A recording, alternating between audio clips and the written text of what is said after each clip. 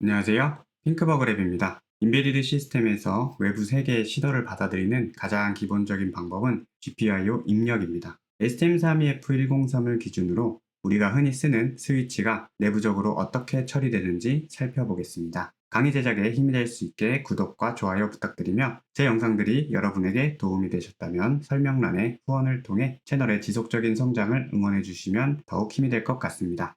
구성도에서 이 스위치 부분입니다. 이 스위치를 텍트 스위치라고 합니다. MCU에서 GPIO 인풋을 설정하고 스위치 4개를 연결해 보도록 하겠습니다. 스위치는 굉장히 많은 종류가 있습니다. 세상의 모든 스위치를 다 소개할 순 없지만 대략적인 스위치 종류들을 살펴보고 가겠습니다. 보통 우리가 텍트 스위치라고 부르는 것은 원래 텍타일 스위치의 줄임말이고 이 촉각의라는 뜻이 있습니다. 이걸 눌렀을 때 딸깍거리는 클릭감을 제공해서 붙여진 이름이죠. 우리가 오늘 쓸 스위치이기도 합니다. 마우스나 스마트폰 버튼 등 엄청 많이 쓰이는 버튼이죠. 밑에 토글 스위치는 레버를 이렇게 젖혀서 상태를 고정하는 스위치이고요. 비슷하게 락커 스위치도 있습니다. 슬라이드 스위치 같은 경우는 이걸 슬라이드 레버로 조작을 하는 거고요. 푸시 스위치는 푸시 스위치와 푸시 락 스위치가 있는데 푸시 스위치는 눌렀을 때 쑥 손을 떼면 다시 복귀하는 방식입니다. 모멘터리라고 써있는 경우가 많지요. 그리고 푸시 락 스위치 같은 경우는 눌렀을 때 락이 되어서 손을 떼어도 누른 상태가 유지되는 방식입니다. 이걸 메인테인드라고 보통 부릅니다. 이 외에도 설정값을 변경하는데 많이 쓰이는 딥 스위치도 있습니다. 딥 스위치 같은 경우에는 스위치 여러 개를 묶어 놓은 것인데요. 가로형 같은 경우에 피아노 건반같이 생겨서 피아노 스위치라고도 부릅니다. 우선 스위치는 이 극과 접점에 대해서 이해를 하면 되는 부품인데요. 극은 영어로 폴이라고 하죠. 이 폴은 스위치 하나가 제어할 수 있는 회로의 개수라고 생각하면 됩니다. 즉 스위치 하나로 몇 개의 입력이 가능하냐라는 거죠. 이 접점이라고 써놨는데 사실 접점의 영어는 이 throw가 아니고 이 throw는 원래 던지다라는 의미잖아요. 입력된 것을 던질 곳이 몇 개냐라는 것으로 이해를 하면 됩니다. 하나의 폴이 연결될 수 있는 출력의 개수입니다.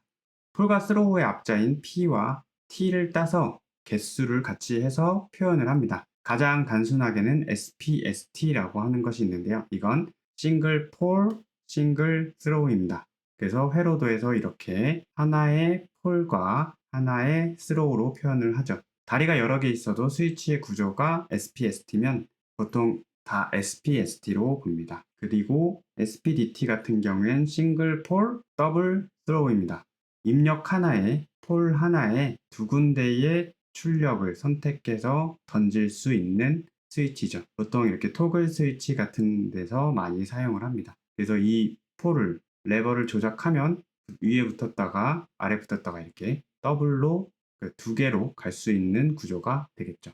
DPST 같은 경우엔 더블 폴 싱글 스로우입니다. 두 개의 SPST가 같이 붙어 있다고 생각을 하면 되는데요. 이쪽에서 하나의 스위치를 누르면 두 개가 폴이 동시에 작동을 하지만 경로는 하나밖에 없는, 열리고 닫히고 하나밖에 없는 경우입니다. 그리고 DPDT, 더블 폴, 더블 스로우는 두 개의 SPDT가 붙어 있다라고 보시면 됩니다. 이렇게 위에 SPDT, 아래 SPDT 이렇게 있습니다. 이렇게 폴과 스로우 개념만 알아도 이런 것도 문제가 없죠. SP3T는 싱글 폴에 3개의 것, SP4T도 있고 5T도 있습니다. 그리고 더블 폴에 3T도 있습니다. 이렇게 더블 폴. 그리고 이와 더불어 스위치의 중요한 규격 중에 하나인 NO, NC가 있습니다. 스위치로 아무것도 안 건드릴 때의 상태를 얘기하는데요. NO 같은 경우엔 normally open으로 평상시에 이렇게 열림 상태를 유지하는 구조입니다. 그래서 스위치를 누르면 닫히면서 전류가 흐르게 되는 구조이죠. NC 스위치 같은 경우엔 normally closed입니다. 평상시 닫힌 상태로 있습니다. 스위치를 누르면 회로가 열리면서 전류가 끊어집니다. COM이라는 컴 단자가 있는데 이는 커먼 단자로 공통 단자입니다. 주로 NO 스위치이면 누를 때 컴과 연결되고 NC 스위치는 평상시에 컴과 붙어 있다가 누르면 컴과 떨어집니다. 여담으로 보통 스위치를 쓸 때 NO로 쓰면 되는데 왜 NC 같은 스위치를 만들었을까라고 생각을 하는데 NC 스위치는 비상 정지 같은 버튼 등 안전에 관련된 부분에서 많이 쓰이는데요. 연결되어 있는 선이 잘리는 것을 생각을 해보면 NO 스위치 같은 경우에는 평상시에 이렇게 선이 연결돼 있다가 이쪽에서 잘리거나 이쪽에서 잘려도 이쪽에서 잘리거나 이쪽에서 잘렸을 때 스위치를 눌러도 스위치의 눌림 여부를 파악할 수가 없죠. 하지만 NC 스위치 같은 경우에는 평상시에 계속 전류가 흐르고 있기 때문에 어느 한쪽에 선이 잘렸을 때 바로 감지를 할 수가 있죠. 그에 따라 바로 기계를 멈추거나 어떤 보안의 경고를 울리거나 하는 곳에 잘 쓸 수 있겠죠. 우리가 사용할 텍트 스위치의 데이터 시트 일부입니다. 설명란에 데이터 시트 링크를 걸어 두겠습니다. 표준 사이즈의 스위치라 호환품도 어렵지 않게 찾을 수가 있습니다. 이 사이즈는 6 곱하기 6 사이즈입니다. 높이도 다양하게 있는데 기본 5mm 정도에서부터 시작을 합니다. 이쪽에서부터 이쪽이 5mm인 경우입니다. 다리가 4개가 있고 회로를 보면은 이렇게 SPST, 노멀 오픈 스위치인 것을 알 수가 있죠. 레퍼런스 매뉴얼에 보면 STM32의 I/O 구조가 나와 있습니다. 이번에는 이 인풋 드라이버를 보도록 하겠습니다. 먼저 이쪽 바깥쪽 핀에서 들어와서 프로텍션 다이오드가 있습니다. 프로텍션 다이오드가 있고 다이오드를 통해서 과전압으로부터 내부의 회로들을 보호할 수가 있습니다. 그리고 이쪽 이렇게 들어오면 위아래로 풀업과 풀다운 저항이 있고요. 이 저항은 약한 저항이라서 위크 풀업, 위크 풀다운 저항이라고 부릅니다. 그리고 이 저항을 소프트웨어적으로 온, 오프 할 수 있고요. 그 다음에 가면은 TTL 슈밋 트리거라고 되어 있습니다.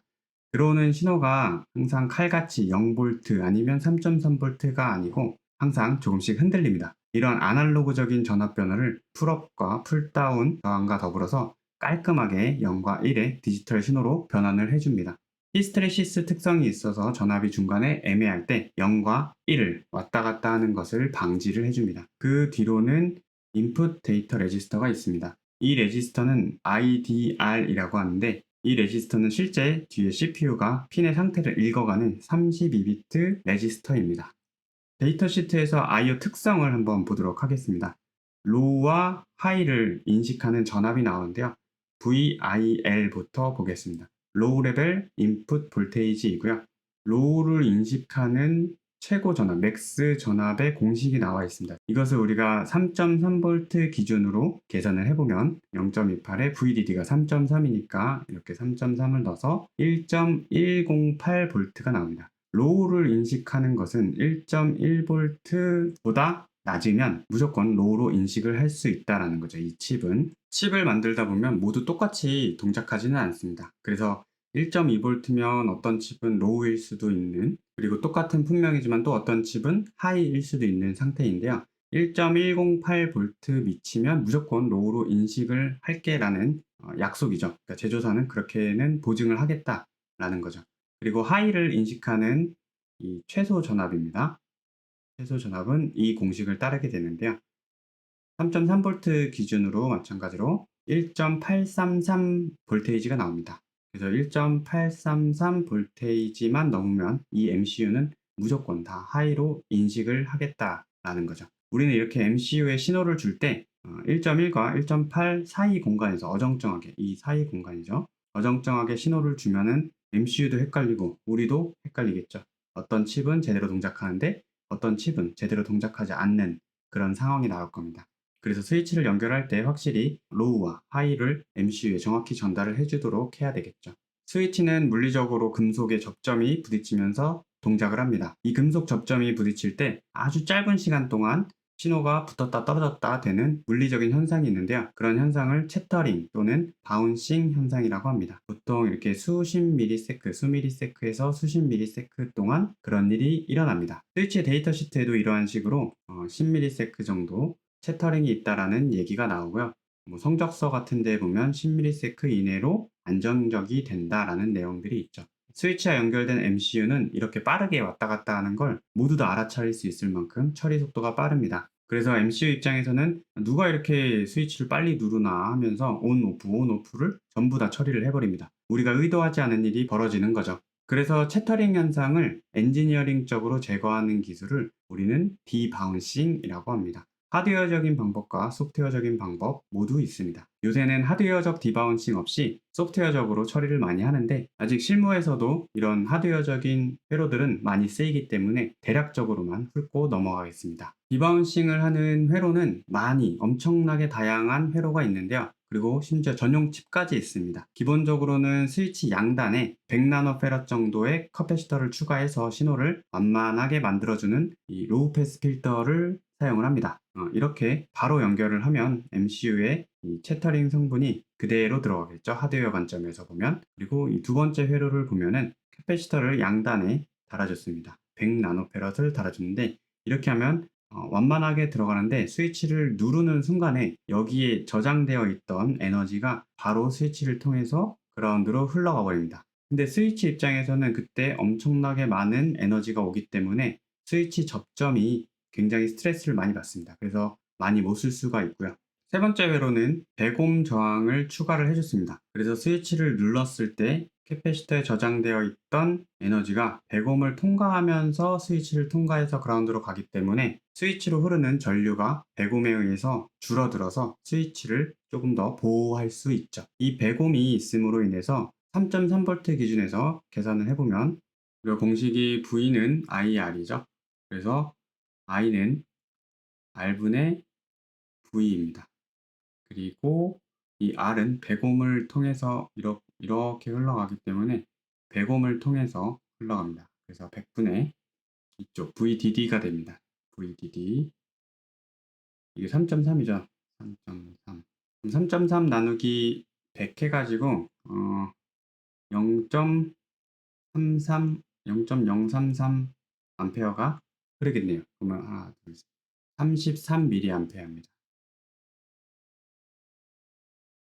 스위치 입장에서는 낮은 전류가 흐름으로 인해서 스위치 접점을 보호할 수가 있죠. 그러면 스위치 보호하는 건 좋은데 우리가 얘기하는 디바운싱 입장에서 생각을 해보면은 계산을 해보면은 우리가 시정수라는 것을 계산해 줍니다. 여기 이렇게 걸리는 시정수를 계산을 해주는데 스위치를 눌렀다가 뗄 때는 충전이 되기 때문에 이렇게 들어오게 되죠. 전류가. 이때 계산을 해보면 4.7에 100이 이렇게 직렬로 있기 때문에 4.8 K 그리고 여기다가 시정수를 이제 곱하려면 이제 100 나누는데 계산기로 한번 보여드리도록 하겠습니다. 4.8 K니까 4.8에 곱하기 1000 그래서 4800옴이 되고요. 곱하기 100 나노니까 0.000 밀리 마이크로 나노입니다. 그래서 이쪽에 하나 둘 셋 밀리 하나 둘 셋 마이크로 그리고 하나 둘 셋 가서 100 나노 0.00048 초가 나오는데요. 하나, 둘, 셋 하면 0.48 mCh입니다. 여기 다시 쓰면 얘는 0.48 ms입니다. 스위치를 누를 때를 생각을 해보죠. 스위치를 누를 때는 여기 있던 에너지를 쭉 하고 가서 땡겨가니까 100옴 곱하기 100 나노페럿입니다. 계산을 한번 다시 해보면 100 곱하기 밀리 마이크로 나노 해서 하나 둘셋 밀리 0.01 밀리초이네요. 0.01 밀리세컨입니다. 0.01 밀리세컨. 아까 전에 우리가 10밀세크 정도가 채터링 현상이 일어난다고 했는데 잡을 수가 없죠. 이것도 좀 모자르고 이것도 굉장히 모자랍니다. 하드웨어로 이걸 전부 다 잡기는 어려운데 더 잡는다고 하면 여기서 이 배곰 저항을 값을 많이 늘리거나 그래야 되는데 그러면은 신호의 응답성이 굉장히 느려집니다. 그래서 그런 건 주의를 해야 됩니다. 결론적으로 소프트웨어와 같이 사용해야 완전하게 디바운싱을 할 수가 있습니다. 우리 보드에서는 이러한 회로를 사용을 할 겁니다. 커패시터를 제거를 해줬고요. 무부하 상태가 됩니다. 스위치는. 그래서 스위치에 흐르는 전류를 줄여줄 수가 있고요. 이 앞단의 배곰 저항을 통해서 우리가 손으로 눌렀을 때 MCU에 바로 들어가는 ESD라고 하죠. 정전기도 1차적으로 좀 보호를 해주고 이렇게 나올 때 과전류도 보호를 해줄 거예요. 여기서 더 보호를 해주려면 TVS 다이오드를 추가해줘도 됩니다. 거의 차이는 없지만 이 위쪽에서 소모 전류를 좀 더 줄이려면 이 풀업 저항도 4.7kg로 강하게 당겨주는 게 아니고 10kΩ 정도로 변경을 해줘도 됩니다. STM32 큐브 MX를 실행시켜줬습니다. 그리고 우리 프로젝트를 불러와줬고요. 4개의 GPIO 인풋을 추가하면 되는데 지금 제 눈에는 이렇게 4개가 딱 들어옵니다. PA4번, PA5번, PA6번, PA7번에 각각 GPIO 인풋을 할당하도록 하겠습니다. PA4번부터 왼쪽 버튼을 눌러서 GPIO 인풋이 있습니다. 이걸 눌러주면 바로 이렇게 인풋이 할당이 됩니다. 똑같이 PA5번도 인풋으로 할당하고 7번까지 인풋으로 할당을 하겠습니다. 그리고 4, 5, 6, 7에 스위치라고 해서 이름을 붙여주도록 하겠습니다. 우클릭을 해서 이렇게 유저 라벨을 입력을 해줍니다. 저는 IO 언더바 인풋의 in 그리고 스위치의 SW0 1 이렇게 하고 엔터를 눌러주겠습니다. 그래서 이렇게 이름을 바꿔줬고요. 마찬가지로 PA5번도 IO 언더바 in SW2로 바꿔주겠습니다. 그리고 이쪽에 컨트롤 C로 복사하고 똑같이 6번에도 3으로 해서 붙여넣기로 빠르게 작업을 하겠습니다. 이렇게 해서 큐브 MX에서 우리가 GPIO 인풋에 대해서 4개를 할당을 했습니다. 시스템 코어에 가보면 GPIO의 컨피그레이션에 보면 우리가 설정했던 PA4번, PA5번, PA6번, PA7번이 나오는 것을 볼 수가 있고요. 이쪽에서도 GPIO 모드는 인풋으로 되어 있고 GPIO 풀업 풀다운은 지금 No 풀업, No 풀다운 되어 있습니다. 이걸 눌러서 풀업과 풀다운으로 설정을 해줘도 됩니다. 이렇게 하면 파일에 세이브 프로젝트를 해주고 킥헤드로 이동하도록 하겠습니다. 킥헤드에서 프로젝트를 연 다음에 패러드 편집기를 실행해 주도록 하겠습니다. 우리가 LED 블럭을 만들었는데 새로운 시트 블럭을 하나 더 생성하도록 하겠습니다. 계층 시트 그리기를 통해서 이쪽 하단에 생성해 주도록 하겠습니다. 시트 네임은 버튼으로 하겠습니다. 그리고 시트 파일의 이름도 버튼으로 하겠습니다. 그리고 확인을 눌러서 계층 시트를 생성을 해줬습니다. 그리고 우리는 아까 전에 얘기한 대로 스위치 회로를 넣어줄 건데 스위치 같은 경우에는 이전에 MCU 시트에서 사용한 적이 있었습니다. MCU 시트로 한번 이동해서 살펴보겠습니다. 네, 여기 보면 리셋 스위치로 사용을 했었던 스위치가 있습니다. 이걸 그대로 복사해서 또 사용해 주도록 하겠습니다. 컨트롤 C로 복사를 한 다음에 왼쪽 회로도 계층에 버튼 시트로 이동을 해서 컨트롤 V로 붙여넣기를 하겠습니다. 자, 하나 붙여넣어줬고요. 다시 MCU 시트에 가서 저항을 하나 또 복사해 오도록 하겠습니다. 이쪽에 영홈 1608 저항, 아무 저항이나 하나 복사를 버튼 시트로 복사해 오겠습니다. 이렇게 그리고 하나 더 복사해서 이렇게 그 다음에 파워 쪽도 파워 심벌도 복사해 오겠습니다. 3.3V 심벌과 그라운드 심벌입니다. 이 버튼 페이지로 가서 이렇게 놔두고 그라운드 심벌과 3.3V 심벌을 배치를 해줬습니다. 와이어로 연결해 준 후에 저항 값을 바꿔보도록 하겠습니다.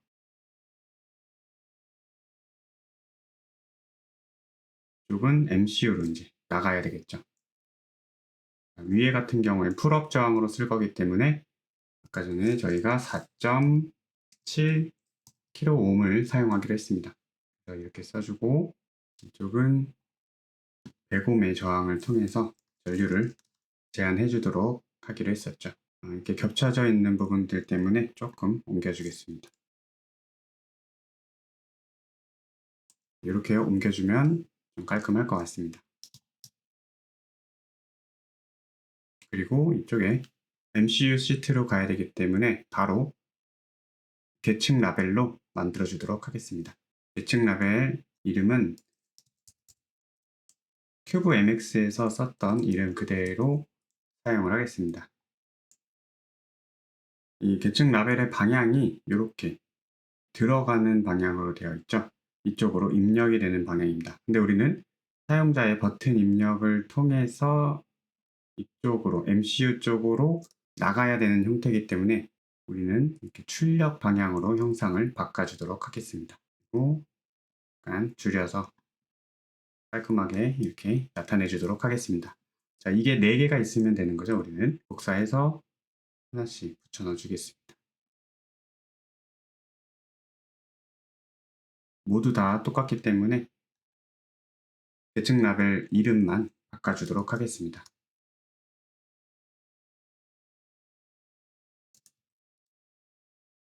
이렇게 1번부터 4번까지 총 4개의 계층 시트를 만들어 줬고요. 이제 루트 페이지에 가서 이 버튼 시트에 할당된 계층 시트를 시트 핀을 통해서 불러와 보도록 하겠습니다. 이렇게 해서 하나, 둘, 셋, 4개가 되겠죠. 그 다음에 MCU에도 이걸 연결해 줄 계층 핀을 만들어야 되겠죠. MCU 시트로 가서 아까 저희가 PA4번부터 PA7번까지였거든요. 그래서 PA4번부터 PA7번까지인데 이전에 LED에서는 지역 라벨, 네트 라벨도 만들어주고 계층 라벨 둘 다 만들어줬는데 우리가 이번에는 계층 라벨을 통해서 바로 이어주도록 하겠습니다. 자, 계층 라벨 배치를 통해서 여기도 똑같이 IO, IN, 스위치 1, SW1 이렇게 써줄 겁니다. PA 4번부터고요. 이렇게 들어오는 거죠. 그래서 다시 보면 이렇게 형상은 입력으로 되어 있는 것을 볼 수가 있습니다. 여기서 와이어 연결해주면 됩니다. 그리고 컨트롤 C, 컨트롤 V 해서 4개를 똑같이 붙여주도록 하고요. 다음에 이름만 좀 바꿔주도록 하겠습니다.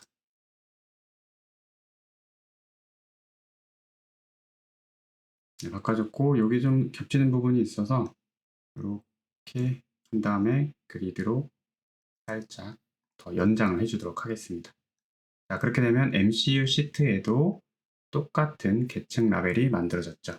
루트 페이지로 다시 가보겠습니다. 그리고 MCU에 새로 할당한 계층 라벨을 시트 핀 배치를 통해서 할당을 해주겠습니다. 이쪽에 이렇게 4개에서 이렇게 바로 연결해도 되는데 이렇게 바로 둘, 셋, 4개 연결을 하겠습니다. 그 후에 와이어로 서로 연결을 해주면 이제 진짜로 연결이 되겠죠. 헤로도에 와이어로 이렇게 조금 그리고 네트 라벨을 붙인 다음에 연결을 해주도록 하겠습니다. 여기는 그냥 스위치 1 이런 식으로 써주도록 하겠습니다. 그리고 똑같이 복사해서 붙여넣기 4개를 한 다음에 4개의 이름만 변경해 주겠습니다.